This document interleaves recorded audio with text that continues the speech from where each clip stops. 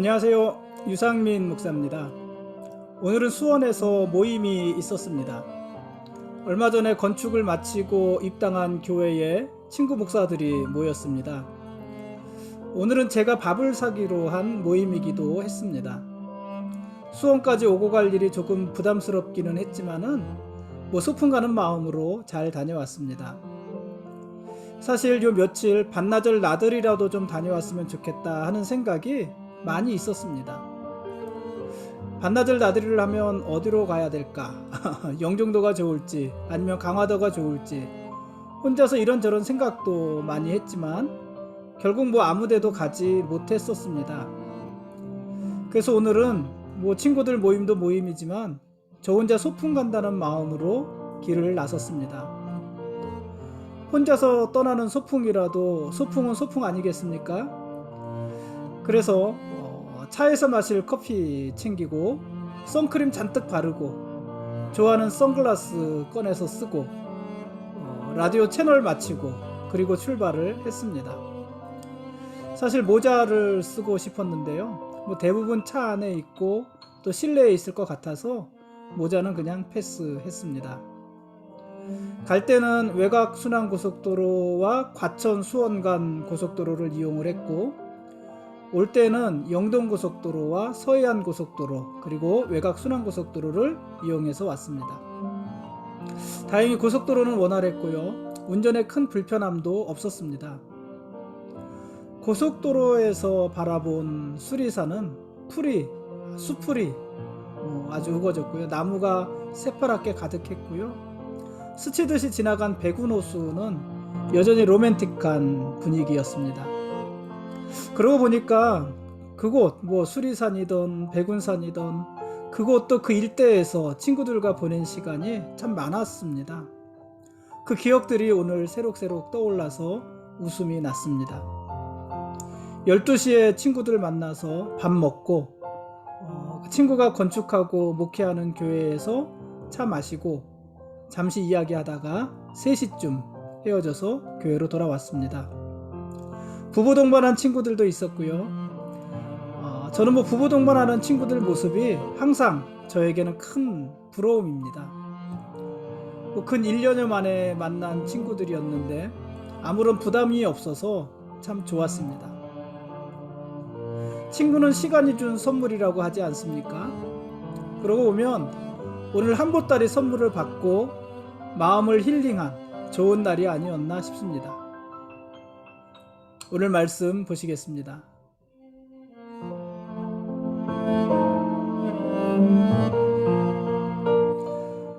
오늘 읽을 말씀은 호세아서 10장부터 14장까지 말씀입니다. 호세아 선지자는 이스라엘의 죄악의 역사를 하나님의 사랑에 대비해서 고발합니다. 하나님은 이스라엘을 가나안으로 인도하시지만 이스라엘은 그 가나안에 들어서기 전부터 이미 우상 숭배의 길에 들어섰었습니다. 광야뿐만 아니라 그 이전 애굽 또 그 이전 애굽 이전이니까 족장 시대가 아니겠습니까? 그때부터 이미 이스라엘에게는 많은 죄악이 있었습니다. 하나님은 가나안 땅에서 이스라엘을 축복하셨습니다. 그러나 이스라엘은 가나안 땅에서 받은 복이 넘칠수록 더욱더 하나님께 범죄했습니다. 포도나무의 열매가 많을수록 우상의 제단이 많아졌고요. 가나안 땅에서 이스라엘이 번성할수록 우상들인 주상들을 더 아름답게 꾸미기만 했습니다. 그래서 가나안 땅에 정착한 후 이스라엘 역사는 한마디로 말하면 배교와 음란의 역사다. 이렇게 말을 할 수가 있습니다. 배교와 음란, 이거 사실은 같은 말이에요. 하나님을 배교하는 것, 그것을 영적 음란, 이렇게 보고 있는 것 아닙니까? 그래서 사실 배교와 음란이 같은 말이라고 할 수 있는데, 어쨌든 이스라엘의 역사는 배교의 역사, 하나님을 향한 음란의 역사, 이렇게 말을 할 수가 있습니다. 그런데 이런 이스라엘의 죄가 어느 날 갑자기 시작된 것이 아니라 아주 오랜 뿌리, 오래고 깊은 역사적인 뿌리를 가지고 있다는 것입니다. 형의 지위를 탐하면서 하나님과의 싸움도 마다하지 않았던 야곱. 그렇죠? 하나님을 떠나서 이방인의 땅에 가서 스스로 종이 되었던 야곱. 또 한 여자를 취하기 위하여서 무려 14년 동안이나 종살이를 마다하지 않았던 야곱. 그 야곱이 바로 이스라엘이 자랑하는 조상 아니었습니까? 이스라엘은 그들이 자랑하는 조상 야곱이 그랬던 것처럼 자신들도 거짓과 속임수로 하나님을 애워싸고 재물을 얻기 위해서라면 수단과 방법을 가리지 않았던 것입니다. 북왕국의 중심 세력인 에브라임도 그렇습니다. 에브라임은 출애굽의 하나님을 거절하고 우상 숭배에 빠져서 멸망을 스스로 자초했습니다. 호세아 13장의 내용이 바로 그런 내용 아닙니까?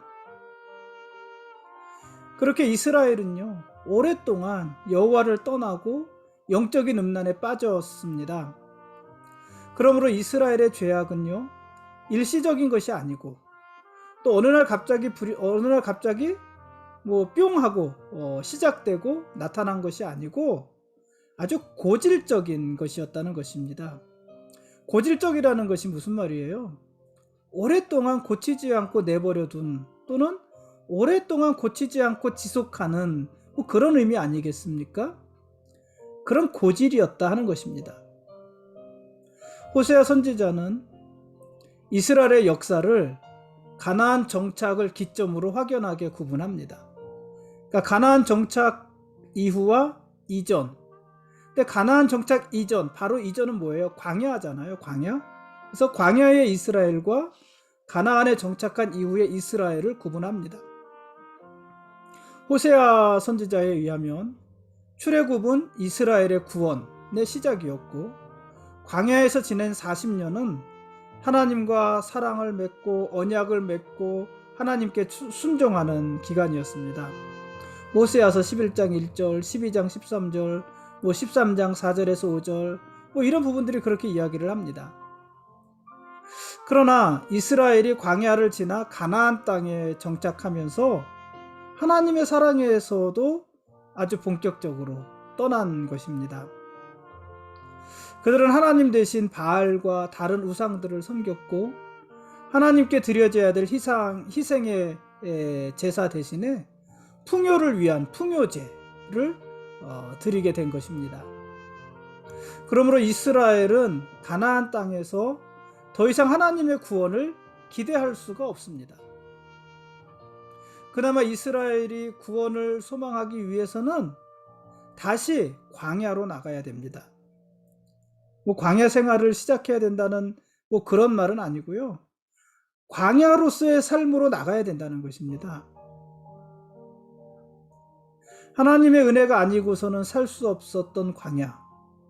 하나님께서 주시는 양식과 매일같이 인도하시는 하나님의 인도하심이 아니고서는 살 수 없었던 광야.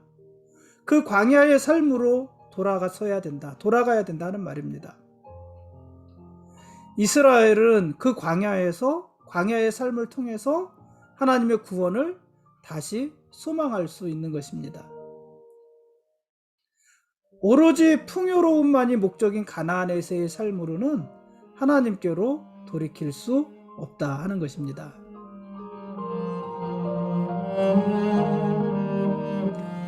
지금까지 호세아서 10장부터 14장까지 말씀에 대한 길라잡이였습니다. 내일 읽을 말씀은 요나서 1장부터 4장까지 말씀입니다. 1장부터 4장까지가 요나서 전체입니다. 내일은 요나서 말씀을 읽겠습니다. 이스라엘은 마지막 순간까지 여호와를 완강하게 거절합니다. 호세아 11장 7절은 이렇게 기록을 해요. 내 백성이 끝끝내 내게서 물러가나니 비록 그들을 불러 위에 계신 이에게로 돌아오라 할지라도 일어나는 자가 하나도 없도다. 내 백성이 이스라엘이 끝끝내 나에게서 물러갔다는 거예요. 이스라엘이 끝끝내 하나님에게서 물러갔다는 거예요. 하나님께서 그들을 부르시면서 나에게로 돌아오라 이렇게 말씀하시지만 하나님께 돌아가기 위해서 일어나는 사람이 하나도 없었다. 이렇게 말씀하십니다. 이스라엘의 모습이 이런데 어떻게 하나님과의 관계를 회복할 수 있겠습니까? 끝끝내 하나님을 떠나고 하나님께로 돌이키기 위해서 아무도 일어서지 않는데 어떻게 하나님과의 관계를 회복할 수 있겠습니까? 그래서요, 죄는 곧 심판이다. 죄의 삭은 곧 사망이다. 이런 틀 안에서만 보면은요, 이스라엘의 구원은 불가능한 것입니다. 하나님을 떠난 죄를 짓고 하나님께 돌아오지 않는 죄를 짓는 이스라엘이 어떻게 구원받을 수 있겠습니까? 그래서 죄는 곧 심판, 죄는 곧 심판, 죄의 삭은 사망, 이 틀에서만 보면 이스라엘은 아무런 희망이 없습니다. 그들의 구원은 불가능합니다. 이스라엘은 필연적으로 멸망할 수밖에 없습니다. 그런데 거기에 죄는 곧 심판이라는 그 원칙에 틈이 생겼죠. 틈이 있죠. 변수가 있죠. 그게 뭡니까? 그 변수가 뭐냐면 하나님의 사랑인 것입니다. 하나님의 사랑. 이스라엘은 그 죄로 인하여 필연적으로 멸망할 수밖에 없지만 그러나 하나님이 이스라엘을 사랑하셨습니다. 호세아 선지자는 하나님의 공의로운 심판과 이스라엘 구원 사이의 그 충돌을요, 하나님의 사랑으로 해결하는 것입니다. 하나님과의 언약을 파기한 이스라엘은 하나님의 공의에 따라서 마땅히 심판받아야 되지만, 심판받고 멸망해야 되지만, 진노보다 더 크신 하나님의 사랑이 심판에 넘겨진 이스라엘에게도 구원의 문을 열어주시는 것입니다. 호세아서 11장 9절에서요. 하나님은 이렇게 말씀하셨습니다. 내가 나의 맹렬한 진노를 나타내지 아니하며 내가 다시는 에브라임을 멸하지 아니하리니 이는 내가 하나님이요 사람이 아님이라. 네 가운데 있는 거룩한 이니 진노함으로 내게 임하지 아니하리라. 호세아서는요, 분명 하나님의 심판을 이야기합니다. 그러나 심판 자체가 하나님의 목적은 아닙니다. 하나님의 목적은 이스라엘이 하나님의 사랑을 깨닫고 하나님과의 언약 백성다운 삶을 살아가게 하는 것, 그것이 하나님의 목적입니다. 여러분, 우리도 마찬가지 아닐까요? 우리를 향하신 하나님의 계획은요, 심판이 아니라 구원이십니다. 우리가 여호와의 도를 깨달아 의인의 삶을 살아가게 하는 것, 그것이 우리를 향하신 하나님의 목적입니다. 그러므로 여러분, 혹시 잘못된 길을 가고 계시다면 그 길에서 돌이키십시오. 혹시 습관적으로 짓는 죄의 문제가 있다면 그 습관에서도 돌이키십시오. 남편의 끝없는 사랑을 받고 있음에도 불구하고 그 남편의 사랑을 버리고 배신하고 음란의 길만을 고집했던 고멜, 이 여자는요, 얼마나 어리석은 사람입니까? 잘못된 길, 잘못된 습관에서 돌이키지 않는 자들이 바로 이 고멜과 같은 사람인 것입니다.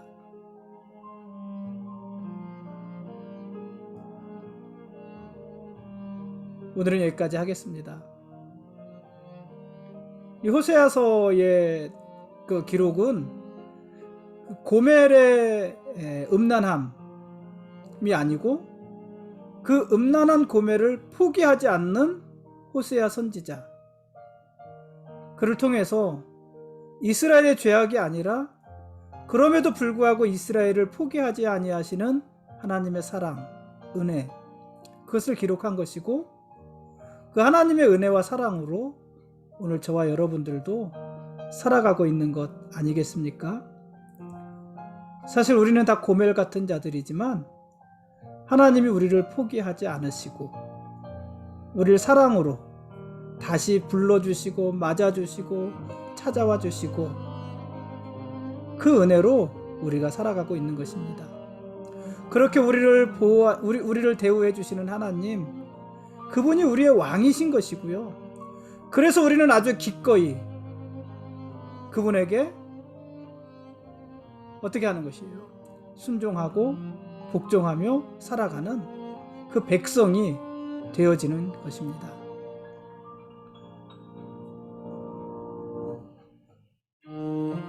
고맙습니다.